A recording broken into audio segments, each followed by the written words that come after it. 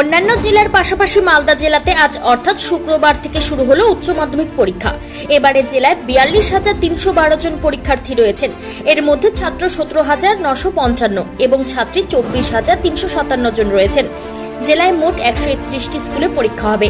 এর মধ্যে 56টি স্কুলকে স্পর্শকাতর হিসেবে চিহ্নিত করা হয়েছে। 56টি স্কুলের মধ্যে প্রায় 20টি অতি স্পর্শকাতর দাবি সংসদের। তাদের দাবি, কালিয়াচক, মানিকচক, রতুয়া, ইংরেজ বাজারের একাংশ স্কুল অতি স্পর্শকাতরের তালিকায় রয়েছে। এবারে উচ্চ মাধ্যমিকে শুরু হতেই সংসদ পরীক্ষা কেন্দ্র মোবাইল নিয়ে প্রবেশ রুখতে তৎপর দাবি কর্তৃপক্ষের। কারণ এইবারের মাধ্যমিকে বাংলা ইংরেজির মতো পরীক্ষায় প্রশ্ন ফাঁসের অভিযোগ উঠেছিল। মোবাইল নিয়ে পরীক্ষা দেওয়ার অভিযোগে জেলার 20 জন পরীক্ষার্থীর পরীক্ষা বাতিল হয়েছে। এমনকি মধ্যশিক্ষা পর্ষদের সভাপতি রামানুজ গঙ্গোপাধ্যায়কে ছুটে আসতে হয় মালদায়। প্রশাসনের দাবি, মাধ্যমিকে হোয়াটসঅ্যাপ গ্রুপের মাধ্যমে প্রশ্ন ফাঁসের চক্রেরও হদিশ মিলেছিল। সে চক্রের সঙ্গে জড়িত মানিকচকের গৃহ শিক্ষক জীবন সাহাকে গ্রেপ্তার করা হয়েছিল।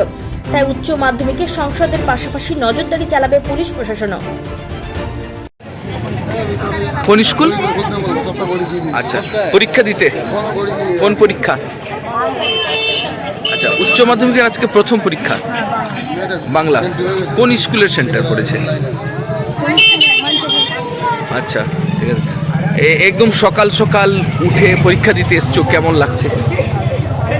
আচ্ছা, প্রস্তুত পরীক্ষা দেওয়ার জন্য? আচ্ছা, ঠিক আছে। কি নাম? আচ্ছা, ঠিক আছে।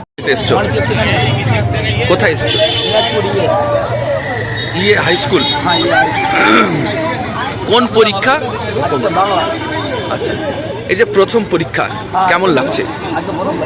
আচ্ছা, কেমন অনুভূতি?